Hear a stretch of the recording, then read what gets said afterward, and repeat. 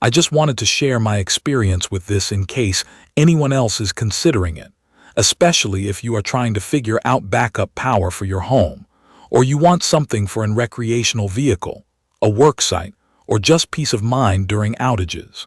The reason I paid attention to this model is simple. A lot of portable power stations are really just big phone chargers with some wall outlets. This one is more like a battery you can actually lean on for real household stuff, and it is built around the idea that you might need to run more than just a lamp and a router. It also has the option to output both 120 volts and 240 volts, which matters if you have anything at home that will not run on a normal outlet. Using it in real life, the first thing I noticed was the physical reality of it. It is big, tall, and it has that tower shape.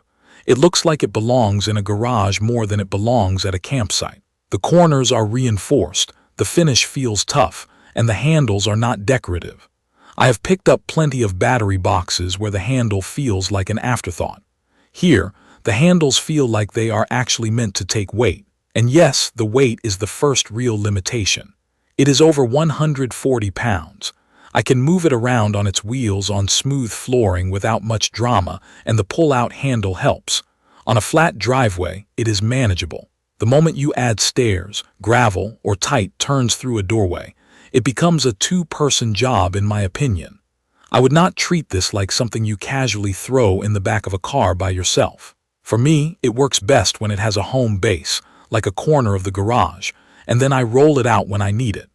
The screen placement is something I ended up appreciating more than I expected. It is on the top, angled in a way that I can glance at it while standing.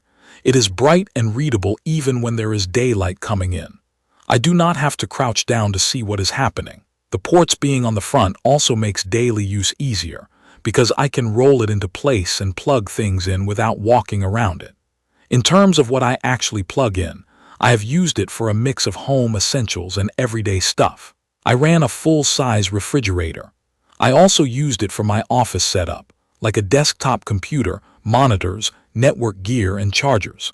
For comfort testing, I ran a television and a space heater at the same time, which is the kind of thing people try during an outage when the house is getting cold and everyone is bored. What stood out to me is that it did not feel fragile about load changes. Some power stations get fussy when something kicks on and off. This one handled those normal swings without acting like it was on the edge. If you are thinking about home backup, the 240-volt capability is not just a spec to me. It changes what you can realistically cover.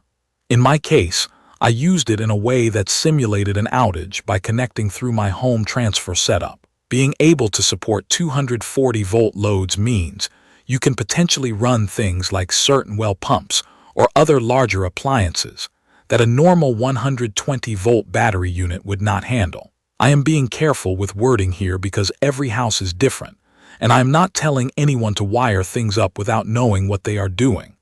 I am just saying that, in practice, it made the setup feel closer to how I would use a gas generator, except without the noise, fumes, or the whole routine of storing fuel. Daily operation is straightforward. There are big obvious buttons, and it is hard to get confused about what is on and what is off. The fans are usually quiet. When I pushed it with heavier loads, or when the room was warm, the fans did come on, but it was not the kind of sound that takes over the room. Most of the time, it just sat there doing its job. The mobile app ended up being part of how I used it, not just something I tried once and ignored. I connected through both Bluetooth and wireless internet depending on where I had it placed. What I like is that I can check input and output power, turn ports on or off, and keep an eye on the battery level without walking back to the unit. During an outage simulation, that mattered because I could sit in my office and see what was happening while I worked. It also felt more calm than listening to a generator and wondering if it is going to stall. Charging is one of those things where I only care about it when I need it. On wall power, I was surprised by how quickly it refilled for something this large. I saw it go from empty to around 80% in roughly an hour and 15 minutes, and that is the kind of charge time that actually changes how you plan your day during an outage. Solar charging is also a real option here. With good sunlight, it can take a lot of input. I am not going to pretend you always get perfect conditions, because you do not.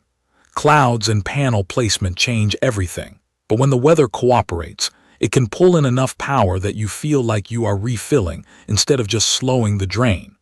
I also like that the capacity can be expanded with extra battery packs. For me, the built-in capacity is already enough to cover the essentials for a while, but the idea of adding more later makes sense if you start small and learn your real usage. That is basically how I treat backup power anyway. You do not know what you need until you live through a couple outages and see what you actually miss. Now for the stuff I do not love, because there is always something. The biggest drawback is still the weight and the shape. The tower design is efficient and it keeps things compact front to back, but it can feel awkward when you are rolling it over uneven surfaces. It is not unstable, but I found myself moving slower and paying attention in tight spaces. If you have narrow hallways, sharp turns, or you need to store it under a shelf, you should think about those measurements and how you will move it. Another small annoyance is the older style universal serial bus ports.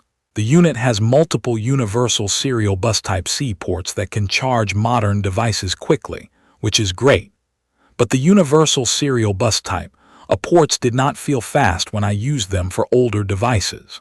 It is not a deal breaker, but it is the kind of detail you notice when you are trying to top off an older phone or tablet, and it is taking longer than you expected. There is also no wireless charging pad on top. Personally, I do not miss that on a unit like this because I would rather have reliable wired charging, and I am usually charging multiple devices at once. But if you rely on wireless charging day to day, just know it is not part of the setup. On battery longevity, it uses lithium iron phosphate cells, and it is rated for around 3,000 full cycles before it drops to about 80% capacity. In real life, that translates to years of regular use for most people. I am not gentle with my test units, and I still think this is the kind of product you buy and expect to keep for a long time. The warranty is 5 years, which matters with something this heavy and central to your backup plan. So my overall take after using it is that it fits people who want serious backup power without dealing with fuel, noise, or constant maintenance.